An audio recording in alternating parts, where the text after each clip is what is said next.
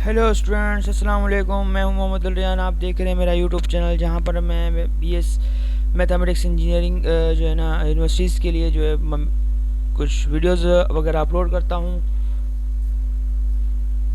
ये लेक्चर हमारा lecture number 6 होने वाला है, क्योंकि इससे जो प्रीवियस लेक्चर्स हैं उसके अंदर हम डिस्कस किया था फंक्शंस वगैरह के बारे में, उसके ट्रिग्नोमेट्रिक फंक्शंस, उसकी बेसिक 6 फंक्शंस के बारे में। इसी तरह से हमने प्रीवियस लेक्चर्स के अंदर लेक्चर 1, लेक्चर 2, 3 में हमने सब फंक्शंस के बारे में डिफाइन किया था। ये लास्ट लेक्चर है चैप्टर नंबर 1 का। थॉमस कैलकुलस 9th एडिशन की बुक है, इसका ये लास्ट जो है ना टॉपिक है इनवर्स फंक्शन एंड लॉगरिथम। तो इसके बाद हम चैप्टर 2 पे चलेंगे और हो सकता है इसकी एक्सरसाइज भी हम कर लें। तो यहाँ पे देखें, इनवर्स फंक्शंस की बात करें एंड लॉगरिथम की बात करें, क्योंकि ये देखें बहुत ही अहम और बहुत ही इंपॉर्टेंट टॉपिक है। इसके अंदर से अक्सर सवाल जवाब आते बहुत ज़्यादा हैं, क्योंकि अगर आपको ये समझ में आ गया तो आपको एवरीथिंग इज़ ओके, सब कुछ समझ में आ जाएगा। ठीक है। फंक्शन बोलता है कि देखिएगा, अगर मैं आपसे कहूँ कि इनवर्स फंक्शन और लॉगरिथम फंक्शन क्या होता है, तो इनवर्स फंक्शंस के अंदर सिंपल आप कोई भी ऐसा एक फंक्शन लें जिसका अगर हम इन्वर्स लें, ठीक है। इन्वर्स तो आपको पता है, जैसे 2/3 होता है, इसको अगर हम इन्वर्स करें तो 3/2 हो जाता है। ठीक है। अगर एक फंक्शन है हमारे पास, अगर हम उसको इन्वर्स करना चाहें उसको, अब यहाँ पे लिखा the effect of function F is called the inverse of Fs. अब कॉमन फंक्शन तो not all prepared with an inverse. In this section we present the natural logarithm function. अब आपने नेचुरल लॉगरिथम फंक्शन आपने पढ़ा होगा, मैंने आपको previous lecture में आपको बताया था what is the natural logarithm function. तो y is equal to ln x होता है, इसका मतलब ये होता है natural logarithm function as the inverse of exponential function, जिसको हम y is equal to e power x की फॉर्म में लिखते हैं। We also can example of several inverse trigonometric functions, जैसे हमने देखा था। अगर हम देखें इन 1-to-1 फंक्शन की बात करें, 1-to-1 फंक्शन क्या होता है? सिंपल है, 1-to-1 फंक्शन वो होता है कि एक फंक्शन है जिसको हम बोल रहे हैं f of x है, वो 1-to-1 है on a domain D if f of x1 is not equal to f of x2 whenever x1 is not equal to x2 in D। ठीक है। तो ये क्या कहलाएगा? 1-1 फंक्शन कहलाएगा। फॉर सपोज के जैसे इंटायर नेचुरल डोमेन है, आपने पढ़ा होगा, ये कॉम्प्लेक्स एनालिसिस के अंदर भी इंटायर फंक्शंस के बात की जाती है। इंटायर फंक्शन क्या होते हैं? कोई भी सिंपल है, आपके पास एक एफ ऑफ एक्स है और एफ ऑफ बी है, ठीक है, या एफ ऑफ वाई है। अगर इन दोनों का अगर हम बाइजेक्टिव फंक्शन लिया जाए तो ये 1-1 क्रॉसपोंडेंट हो जाएगा, तो जिसकी वजह से ये 1-to-1 फंक्शन कहलाएगा। अब यहाँ पर देख लेते हैं, अगर हमारे पास फॉर सपोज ए दिया गया है, यहाँ पर ए हमारे पास जो दिया गया है, ए ऑप्शन है F of X is equal to radical X is a 1-to-1 and any domain of non-negative numbers because radical x1 is not equal to radical x2 wherever x1 is not equal to x2 के बराबर हो जाता है। ठीक है, ये हमारी जो बात हो रही है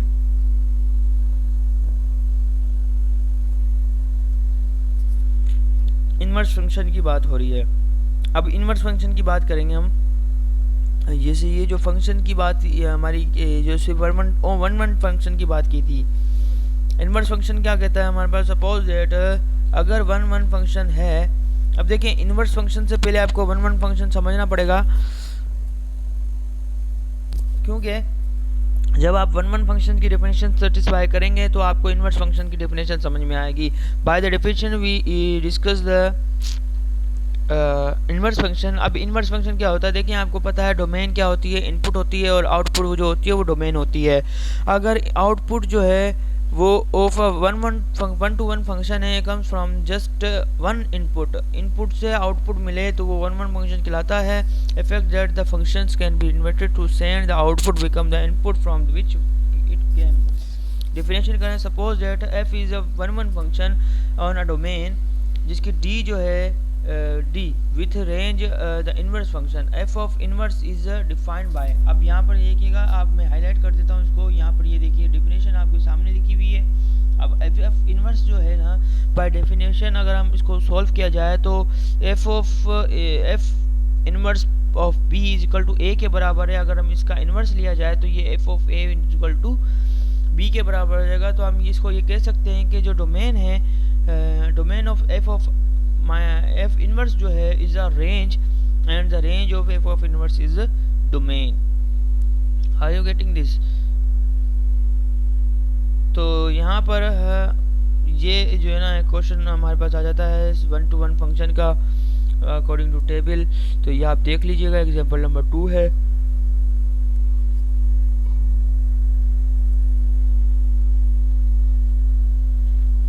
हम चलते हैं आगे, चलते हैं क्या होता है देखें।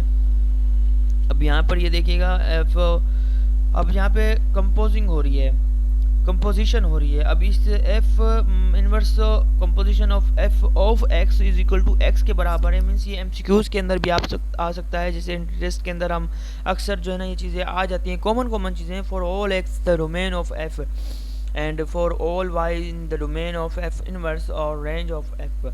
तो only one functions can have the inverse. The reasons is that if f of x1 is equal to y and f of x2 is equal to y for two distinct inputs and x1 and x2, then there is no way to assign a value of f of inverse y that satisfy, ये satisfy कर रहा है हमारी f of inverse x1 को, f of inverse x2 को।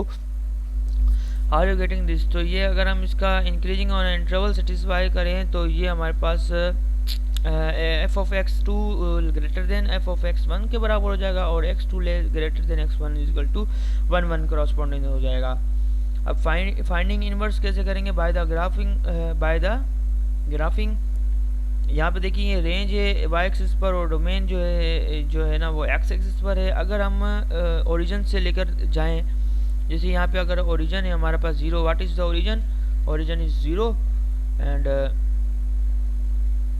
For suppose origin is 0 and 0 से अगर हम एक्स एक्सिस पे चलें, जो हमारा डोमेन है वो एक्स हमने सपोज किया है और जो वाई है वो हमारा रेंज है। अगर हम इसको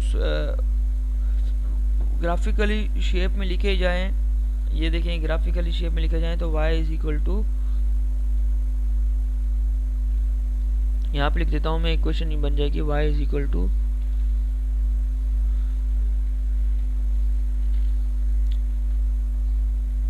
एफ ऑफ एक्स के बराबर हो जाएगा।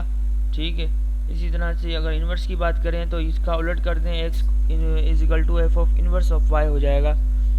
ठीक है, इसी तरह से कुछ ग्राफ्स हैं, आप देख लीजिएगा, मैं आपको शो करवा देता हूँ, स्क्रीनशॉट भी ले लीजिएगा आप लोग ताकि आपको इसी समझ में आ जाए। उसके बाद एग्जाम्पल नंबर 3 है। अब यहाँ पर देखें एग्जाम्पल हम करते हैं, ये एग्जाम्पल नंबर 3 है, बोल रहा है कि find the inverse of y is equal to 1/2x + 1 expressed as a function of x। अब इसका सोल्यूशन देखें, simple, the graph is a straight line satisfy the horizontal line test. अब यहाँ पर देखिएगा कि आपको ग्राफिकली हम प्रूव कर रहे हैं, इसके अंदर जो है ना एक स्ट्रेट लाइन दी गई है जो सेटिस्फाई कर रही है किसको? हॉरिजॉन्टल लाइन को। Are you getting this? तो अगर मैं कहूँ कि x in the terms of solve for x in terms, फिर हम इसको y टर्म्स के अंदर भी सोल्व करेंगे। अब हमने y is equal to 1/2x + 1 करा। ठीक है, एज ए जो हमारे को एक्सप्रेशन दी गई थी वो एज इट इज़ हमने सेम रखी यहाँ पर, ये वाली। ठीक है, उसके बाद हमने क्या किया कि देखें 2 इधर x के साथ डिवाइड हो रहा था, उस तरफ जाके हमने क्या किया? मल्टीप्लाई किया। 2y is equal to x + 2 हो जाएगा एंड 2 यहाँ पर प्लस का था, उस तरफ जाके क्या हो जाएगा? माइनस का हो जाएगा। Are you getting this? तो x इज, हमें वैल्यू क्या मिली? In the term of x हमने मालूम करना था, x in term of y मालूम करना था। तो हमें x जो होना चाहिए, लेकिन टर्म्स किसकी होनी चाहिए? y की टर्म होनी चाहिए। तो y की टर्म हमें मिल गई, ये रही कि x is equal to 2y - 2 के इक्वल हो गया। ये टर्म हमें मिल गई according in the term of y। ठीक है, तो अब हम देखते हैं इंटरचेंज x एंड y। अब हमने इंटरचेंज करना है x और y को। ठीक है, अब हमने क्या करना है? चेंज करना है, इंटरचेंज x एंड y। तो हम इनवर्स करेंगे और function means f of x जो है, मीन्स लेट्स सपोज y को जो है ना हम लिख सकते हैं, हम y को लिख सकते हैं y is equal to F of X के बराबर होता है। ठीक है, ये तो कॉमन सा सवाल है, क्योंकि हमने जब स्टार्टिंग में किया था तो हमें बताया था कि y is equal to F of X के बराबर होता है। Let's suppose F of X is equal to एक फंक्शन है जो 1/2x + 1 के बराबर है, जैसे कि यहाँ पर दिया गया है, इसी को हमने रखा है। उसके बाद इसका इन्वर्स करेंगे तो ये इन्वर्स इस तरह का हो जाएगा। देखिए ये इसका इन्वर्स करेंगे तो इस तरह का होगा, ठीक है। सी द फिगर, अगर इस फिगर की बात करें यहाँ पर, ये देखिए ऊपर देखिएगा, ठीक है। अगर हम इसका इन्वर्स लें तो F of inverse F of X is equal to, अब जहाँ पे देखेंगे 2 है ना, अब x की जगह पर हम जो f ऑफ x है मींस इस y की जगह पर हमने इसकी वैल्यू पुट करेंगे। Are you getting this? ये देखिए ये रहा ओ ये रहा, ये देखिए ये जो टर्म है 2y से नीचे वाला, ये x + 2y, कौन सा?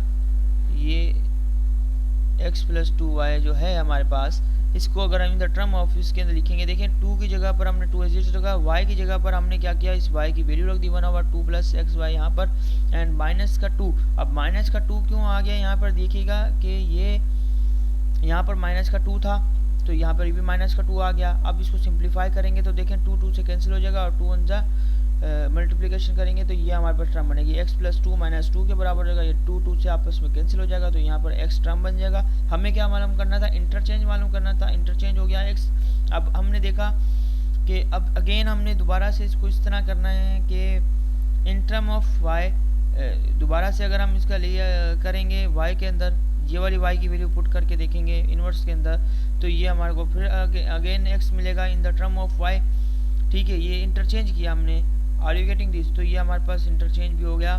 तो ये हमारे पास सॉल्यूशन था इस चीज़ का। अगर कोई इसमें चीज़ समझ नहीं आई हो तो आप मुझे बता दीजिएगा, ताकि मैं आपको आपकी प्रॉब्लम को सॉल्व कर सकूं। इसी तरह से क्वेश्चन नंबर एग्जांपल नंबर 4 हमारे पास डिस्कस करेंगे। What is the example number 4? What see that?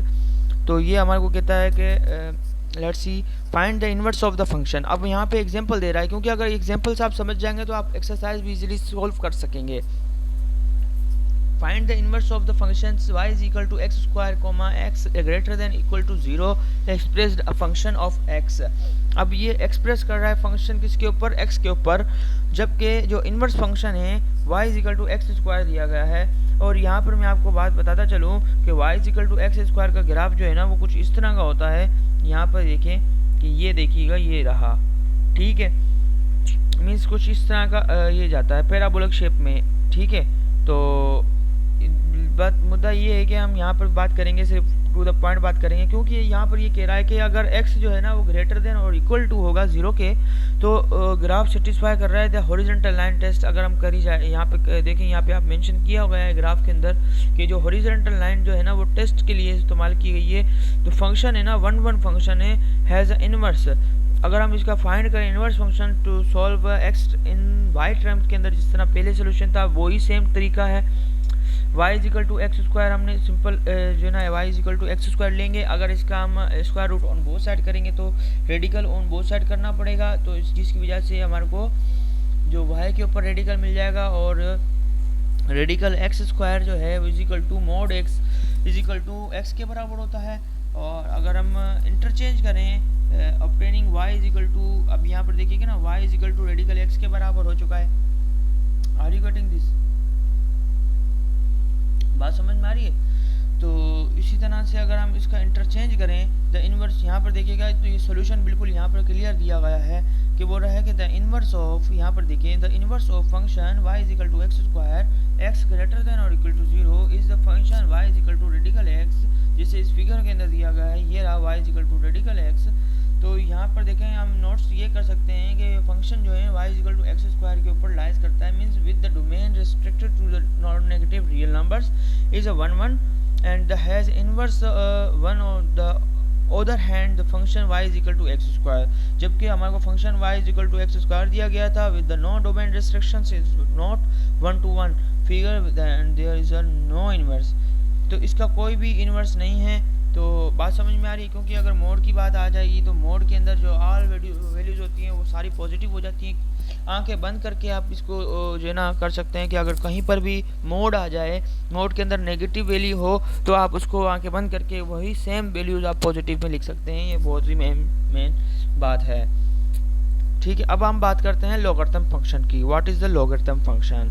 बहुत ही इंपॉर्टेंट टॉपिक है, लास्ट टॉपिक है हमारे इस लेक्चर चैप्टर नंबर 1 का, जिसके अंदर जो है ना ये स्टूडेंट्स अक्सर कंफ्यूज हो जाते हैं। विदाउट कैलकुलेटर अगर आप लॉगरिथम फंक्शन यूज़ करना चाहें तो आप कर सकते हैं इजीली। मैं आपको शॉर्ट ट्रिक्स दूंगा, कुछ मेथड्स दूंगा, कुछ रूल्स दूंगा और कुछ ट्रिक्स दूंगा आपको, जिसकी वजह से आप जो है ना विदाउट कैलकुलेटर जो है ना आप लॉगरिथम फंक्शन इस्तेमाल कर सकेंगे और उनको सॉल्व भी कर सकते हैं। कुछ फार्मूलाज देता हूँ आपको, अब पहले समझ लेते हैं इसकी definition. What is the definition of the logarithm? इससे पहले मैं आपको बता दूंगा, अगर कोई भी एक फंक्शन, कोई भी एक एलिमेंट है, कोई भी एक नंबर है, अगर हम ले लेते हैं जो पॉजिटिव रियल नंबर्स है अदर देन 1, उसके बाद जो उसकी जो बेस है, सम फॉर सपोज बेस ए है हमारे पास और एक्सपोनेंशियल जो है ना वो इसकी एक्स है। अगर हम इसको बोला जाए कि फंक्शन 1 है तो इसका अगर हम इन्वर्स मालूम करेंगे तो ये लॉगरिथम फंक्शन के अंदर जो बेस है वो ए कहलाएगी। ठीक है, अगर इसका हम लॉगरिथम फंक्शन मालूम करेंगे तो वो इन्वर्स कहलाएगा। It's inverse is called the logarithm function. ठीक है, अब इसकी डेफिनेशन ये कहती है कि अगर logarithm function with the base of A है तो y is equal to log a, means यहाँ पर देखेंगे y is equal to log a x is the inverse of the base exponential function. Like this y is equal to a power x is equal to means bracket a greater than 0 और a not equal to 1 के equal हो जाता है। इसी तरह से अगर हम बात करें the domain of log ax means log base a and x is 0 to infinity, the range of a power x, the range of log ax is minus infinity to infinity, domain of a power x according to session. क्योंकि हम इसकी reading नहीं करेंगे, theory मैं आपको नहीं करवाऊंगा, मैं अब जस्ट टू द पॉइंट मैं आपको बताता हूँ कि what is the purpose of logarithm functions. जैसे मैंने आपको डेफिनेशन के अंदर बताया, सिंपल लॉगरिथम फंक्शन क्या होता है कि किसी भी फंक्शन को हम एक लॉग में जाहिर करें तो उसको हम लॉगरिथम फंक्शन कहते हैं। जिस तरह से अगर हम बात करें special notation of the logarithm की तो ये स्पेशल नोटेशन है लॉगरिथम फंक्शंस की। ठीक है, अगर हम इसकी जो है ना नेचुरल लॉगरिथम डोमेन की बात करें तो यहाँ पर मैं आपको एक मेंशन करवा देता हूँ क्योंकि ये बहुत ही इंपॉर्टेंट है। log ई एक्स को हम log एन एक्स के बराबर कर सकते हैं। जो log एल एन एक्स होता है ना वो नेचुरल लॉगरिथम फंक्शन कहलाता है, और जो कॉमन होता है ना means y is equal to log x बराबर होता है वो कॉमन लॉगरिथम फंक्शन कहलाता है। ये एमसीक्यूज के अंदर बहुत ही ज़्यादा इंपॉर्टेंट है जो आप आ सकता है। Means E is equal to x लिखा हुआ है, अगर ये क्वेश्चन पार्टिकुलर आपको दे दिया जाए तो आप क्या करेंगे? सिंपल आपने क्या करना है, घबराना नहीं है। L N X is equal to Y if and only if, ये जो सैम्पल है ना इसका मतलब है इफ एंड ओनली इफ का मतलब है। ठीक है, E power Y is equal to X के बराबर हो जाएगा। और आपको पता है कि यहाँ पर मैं आपको समराइज़ करवा देता चलूँ, मेमोराइज़ करवाता चलूँ कि बिकॉज एल एन ई जो है ना वो 1 के इक्वल होता है। अब प्रॉपर्टी ऑफ लॉगरिथम की बात करें तो प्रॉपर्टी ऑफ लॉगरिथम के अंदर थ्योरम्स देख लीजिएगा। प्रोडक्ट रूल होता है, क्वाड्रेंट रूल होता है, रेसिप्रोकल रूल होता है एंड पावर रूल होता है। ये जस्ट जो है ना algebraic properties of the natural logarithm के अंदर इंक्लूड की गई है ताकि कोई भी प्रॉब्लम जो है ना वो इजीली सॉल्व हो सके। ये फार्मूलाज है बेसिकली। प्रोडक्ट रूल के अंदर आपने ये करना है L N B X is equal to L N B plus L N X. Quadrant rule के अंदर L N B over X is equal to L N B minus L N X के बराबर होता है। Reciprocal जो होता है L N 1 over X is equal to minus L N X के बराबर होता है। पावर रूल जो है ना वो L N X power R जो है ना वो हम आर को जो है ना वेरिएबल के साथ मल्टीप्लाई कर देते हैं तो आर एल एन एक्स बराबर हो जाएगा, means are natural logarithm functions के बराबर हो जाएगा। चलें इसकी एग्जांपल देख लेते हैं। What is the example of natural logarithm and logarithm functions.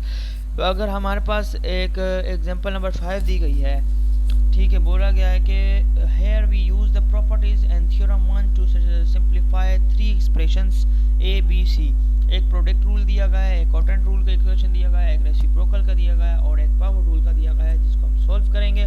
बहुत ईजी है, अगर आपको नहीं करना आया था तो आप बिल्कुल इस फार्मूलाज को यूज़ करते हुए आपने इनको सॉल्व करना है। बिल्कुल सॉल्व हुआ है, देखें L N 4 plus L N sine X है तो इनको यहाँ पे simple L N 4 sine X के बराबर लिखा हुआ है जो प्रोडक्ट रूल के अंदर इस्तेमाल होता है। इसका प्रोसीजर आप फार्मूला पुट करके इस्तेमाल कर सकते हैं। टू द पॉइंट बात है, कोई रॉकेट साइंस नहीं है इसके अंदर।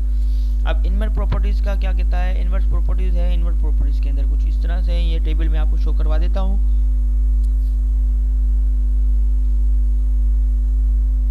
बेस ए जो है वो A log A X is equal to X के बराबर, और जो log base A and A power X is equal to X के बराबर है। ठीक है, इसी तरह से ये जो है क्या कहलाता है, इनवर्स प्रॉपर्टी ऑफ फंक्शन कहलाता है, inverse property of logarithm function कहलाता है। वो अब यहाँ पे बात करते हैं कि जो अगर कोई सवाल आपसे पूछे, कोई भी हर जो है ना एक्सपोनेंशियल फंक्शन जो होता है is a power of the natural exponential function, तो हम इसको कहेंगे कि that is a power x is the same as e power x raise to the power ln a ratio a power x is equal to e power k x. K means k is a constant, means function है कोई भी जिसको हमने y भी suppose कर सकते हैं, z भी सपोज कर सकते हैं, या आपकी मर्जी है, आप कोई भी सपोज कर सकते हैं। मैथमेटिक्स के अंदर हम सपोजिशन के ऊपर ही चलते हैं, without supposition we can't do anything in the mathematics. तो सपोजिशन नहीं करेंगे तो आप जो है ना नहीं आगे जा पाएंगे मैथमेटिक्स के अंदर। अगर आप ओवर थिंकिंग नहीं करेंगे मैथमेटिक्स के अंदर तो आगे नहीं जा पाएंगे। तो must be over thinking in the mathematics and supposition is very important, क्योंकि सपोज वही करता है जो कर सकता है। ठीक है, तो मैथमेटिक्स वाले वही करते हैं जो सपोजिशन करते हैं, वही करते हैं वो लोग। अब हम करते हैं फार्मूला कुछ चेंज कर देते हैं। Every logarithm function is a constant multiplier of the natural logarithm ln ax is equal to ln ax divided by ln a। ये एक फार्मूला है कांस्टेंट का जिसके अंदर हम बात करेंगे। अब अगर हम चलते हैं तो क्वेश्चन आते हैं, तो उसके अंदर जो है ना हम फंक्शन की बात, लॉगरिथम फंक्शन एग्जांपल्स की बात करेंगे। जैसे आपके पास एग्जांपल एप्लीकेशन में भी आ सकता है, एक्सपोनेंशियल ग्रोथ डिके प्रॉब्लम्स के अंदर भी आता है। अब देखें वर्ड प्रॉब्लम में आपके पास एग्जांपल नंबर 6, अगर मैं आपको हाईलाइट करवाऊँ तो यहाँ पर ये देखिएगा कि आपके पास अगर जो $1000 is invested in account then earn, बोल रहा है कि अगर एक इन्वेस्टमेंट कर रहे हैं हम इस अकाउंट के ऊपर कि जो $1000 है, जो अर्निंग हो रही है हमें जो वो हो रही है 5.25%। इंटरेस्ट ये है कि compound annually, how long will it take the account in reach 25,000 पर कितनी अर्निंग, मतलब $2500 के ऊपर हमें कितनी अर्निंग प्रॉफिट होगी। Are you getting this? तो अगर हम फॉर एग्जांपल हम जो है ना 1.5 सेक्शन के अंदर देखा जाए तो P for suppose P is 1000 and R is 0.0525 amount is an account any time of and अब ये 525 कहाँ से लिया हमने, सिंपल इसको डेसिमल में चेंज किया। ये जो 5 पॉइंट जो हमारे पास 5 पॉइंट जो अर्निंग हो रही थी, जब हमने $1000 इन्वेस्ट किए तो हमें $5.25 अर्निंग हो रही थी। इसी तरह अगर हम अगर जिस चीज़ का हमें नहीं पता होता तो उसका हम x मालूम करते हैं, x लिखते हैं। सिंपल इन्होंने क्या किया है यहाँ पर कि अकाउंट एंड टी जो है ना सिंपल मल्टीप्लाई करवा दिया है। So to find the time T when the account reach, अब देखिए we need solve the equation. ये इक्वेशन हमने एक बना लिया अपनी तरफ से। क्यों? क्योंकि देखिए आपको आना चाहिए कि $1000 है ना, उसको अगर हम मल्टीप्लाई कर देंगे किससे, मतलब कि 1.0525 से, तो इसका जो पावर टी है वो क्या बनेगा हमारे पास, मल्टीप्लाई करेंगे तो हमारे को इज इक्वल टू 2500 के बराबर हो जाएगा। ये हमने एज खुद ही सपोजिशन करके इक्वेशन बनाई है। अगर हम इसका सॉल्यूशन करें तो डिवाइडेड बाय 1000, देखें यहाँ पर ये जो है ना 1.0525 पावर टी इज इक्वल 2.5 है। अगर हम इसका डिवाइड करें बहुत सारे लोग को, तो हमने दोनों तरफ लोग को डिवाइड किया। लोग को डिवाइड करने के बाद हमने इसका जो है ना यहाँ पर फार्मूला यूज़ किया। जैसे मैंने आपको बताया था विदाउट फार्मूला आप कुछ भी नहीं कर सकते हैं। ये जो फार्मूला है हमने यहाँ पे यूज़ करने के लिए हमने ये लगाया कि ये इधर बन गया TLN 1.0525 is equal to LN 2.5।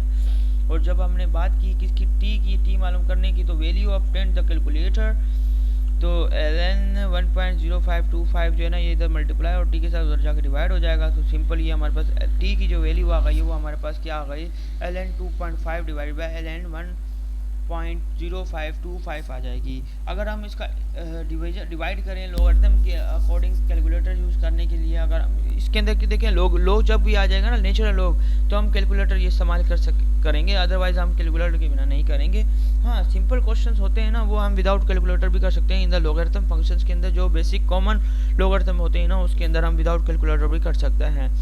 तो इसका सिंपल जब हमने कैलकुलेशन किया कैलकुलेटर के अंदर, तो इक्वलेंस आ रहा है किसके 17.9 के। तो ये हमारे पास किसकी अर्निंग हो गई, जो हमने इन्वेस्ट किया था $2500 इन्वेस्ट किया था ना, उसकी जो अर्निंग हमें हुई ना, तो वो हमारे पास हो गई $17.9 अर्निंग हो गई। जो हमने पेमेंट जो है ना डिपॉजिट किया था, उसकी जो अर्निंग है ना, वो हमारे को ये हो गई पर ईयर के अंदर। Are you getting this? इसी तरह से ये एग्जांपल नंबर 7 है, ये आप खुद ही देख लीजिएगा। हिंट मैं आपको दे देता हूँ, यहाँ पर रेसिप्रोकल लोगरिथम फंक्शन इस्तेमाल किया जाएगा।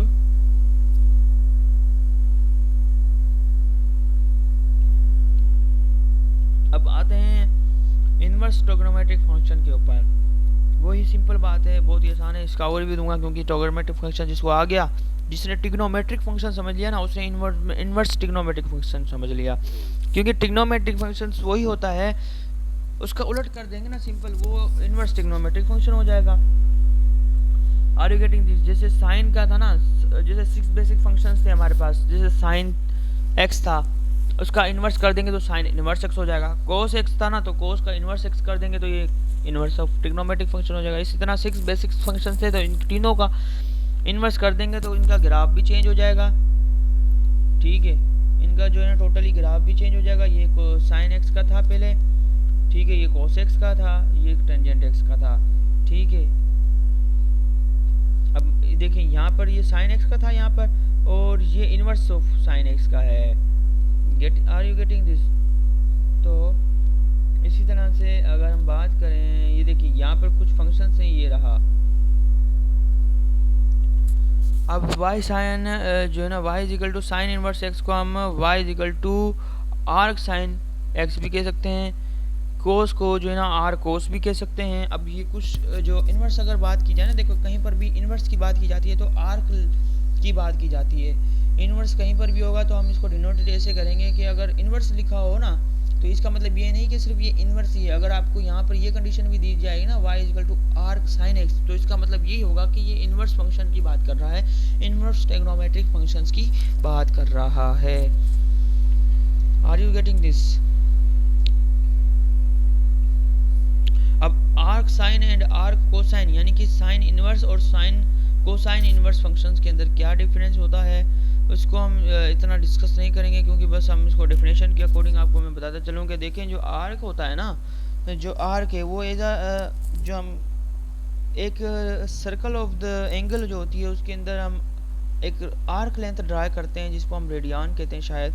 तो for the unit circle and radian angle the arc length equation r is equal to s is equal to r theta becomes r s is equal to theta. The central angles and the arcs the subtend have the same measure। ठीक है, अब यहाँ पर आप देखें y is equal to sin inverse x is number simple वही चीज़ है, sin y is equal to x के बराबर होता है। इनवर्स फंक्शंस के अकॉर्डिंग हमने इस्तेमाल करना है इसको, बाकी वही चीज़ है सारी की सारी। एवेल्यूएट करें अगर इसके एग्जांपल नंबर 8 देखी जाए, आप यहाँ पर साइन इनवर्स है ना, रेडिकल 3 डिवाइड बाय 2 है, कोस इनवर्स -1/2 है। इसको सिंप्लीफिकेशन करेंगे तो आपको पता है, टेबल आप देख लीजिएगा, sine inverse radical 3 divide by 2 जो है ना पाई किस रेडियन के बराबर होता है, π/3 के बराबर होता है। बहुत ईजी है, बहुत ईजी है, बहुत ज़्यादा ईजी है। तो कोस इनवर्स -1/2 किसके बराबर होता है, इसका इनवर्स कर दें 2π/3 के बराबर होता है। Are you getting this? तो बहुत ही सिंपल है, इसके अंदर कोई रॉकेट साइंस नहीं है। ये देखिए आपके पास चार्ट भी बना हुआ है यहाँ पर जो है ना, chart sine inverse minus sign inverse x कोस इनवर्स एक्स के बराबर है। जो ये आपको जो है ना प्रोसीजर आपको एक गिवन है, जो एग्जांपल नंबर 8 के अंदर इस्तेमाल होता है। ये टेबल ऑफ ये कॉमन टेबल है, जिसके अंदर जो है ना आर्क साइन एंड को आर्क को साइन की जो है ना बात की जा रही है। इसी तरह से आप जो है ना कोट एंड कोटेंजेंट टेंजेंट का भी जो है ना आप बना सकते हैं, कोई इशू नहीं है इसके अंदर। अभी identity identities involving arc sine and arc cosine से इसकी आइडेंटिटी है कि अगर आपके पास कोई भी एक फंक्शन आ जाता है यहाँ पर देखें तो ये फार्मूला भी आप याद कर सकते हैं। Cos inverse x plus cos inverse minus X is equal to pi के इक्वल होता है, ठीक है। और अगर cos inverse ready minus X जो है ना is equal to pi minus cos inverse of X के बराबर होता है। और साइन जो है अगर हम ट्रायंगल फिगर्स के अंदर बात की जाए तो sine inverse x plus cos inverse x जो है वो is equal to pi by 2 के इक्वल होता है। Are you getting this? तो कुछ हम इसकी एग्जांपल्स इंशाल्लाह एक्सरसाइज है वो इंशाल्लाह नेक्स्ट लेक्चर के अंदर लेकर आएंगे। अगर वीडियो अच्छी लगी हो तो इसको सब्सक्राइब लाजमी करिए, ज़्यादा से ज़्यादा शेयर करें, लाइक करें और जो है ना शेयर करना ना भूलिएगा, क्योंकि देखिए आप लोगों का सपोर्ट ही हमारी जो है ना कामयाबी की उम्मीद बनता है। अगर आप हमारे को रिएक्ट नहीं करेंगे, रीच नहीं करेंगे, इंप्रेशन जो है ना नहीं करेंगे, रेटिंग नहीं करेंगे तो हमें पता कैसे चलेगा कि ये जो चैनल है मोनेटाइज कैसे हो। तो आप लोगों की नीड की सपोर्ट है, हमें बहुत ज़्यादा सपोर्ट है, ताकि जो है ना आपकी मदद से ही हम आगे जा सकेंगे। अगर कोई भी क्वेश्चन हो कोई भी प्रॉब्लम हो तो आप हमें बता सकते हैं, हम हाजिर हैं आपको लोगों के लिए। आप अगर कमेंट करेंगे तो हम आपको पूरा डिटेल भी दे देंगे। और अगर कोई भी टॉपिक की वीडियो अगर आपको नहीं समझ में आ रही है, कोई भी टॉपिक आपको नहीं समझ में आ रहा है तो आप हमें वो टॉपिक सेंड करें, हम आपको वीडियो बनाकर सेंड करेंगे इस यूट्यूब चैनल के ऊपर, ताकि आपकी जो क्वेरीज है क्वेश्चन है वो सम हो जाए। इसके अंदर देखिए हम एमसीक्यूज टेस्ट भी मैं आपको मॉक टेस्ट भी बना कर दूंगा। और जो है ना इसके अंदर हम बात करेंगे पेपर की भी, पेपर सॉल्यूशन की भी, और क्वेश्चन कितने आते हैं एग्जामिनेशन कॉपरेट, क्योंकि इंजीनियरिंग जितनी भी यूनिवर्सिटीज़ हैं ना उसके अंदर सारे कौन से एग्जाम्पल्स क्वेश्चंस आते हैं, कौन से जो है ना वो थ्योरीज़ वगैरह होती हैं इसके अंदर, क्योंकि मैथमेटिक्स जो है ना बहुत ही थ्योरम्स वगैरह के ऊपर चलता है और सॉल्यूशंस और एग्जांपल्स के ऊपर प्रैक्टिस के ऊपर चलता है। तो हम इसकी प्रैक्टिस भी करेंगे, मॉक टेस्ट भी लेंगे, ईमेल के थ्रू मैं आपको जो है ना सारी गाइडलाइंस भी प्रोवाइड कर दूंगा। बस आप डीएम कर दीजिएगा मुझे, अगर कोई भी इशू हो, नोट्स वगैरह चाहिए हो तो आप मुझे पेज पर जो है ना बता दीजिएगा, कम्युनिटी पर आप शेयर कर दीजिएगा। ओके, अल्लाह हाफिज़, मिलते हैं नेक्स्ट वीडियो के अंदर।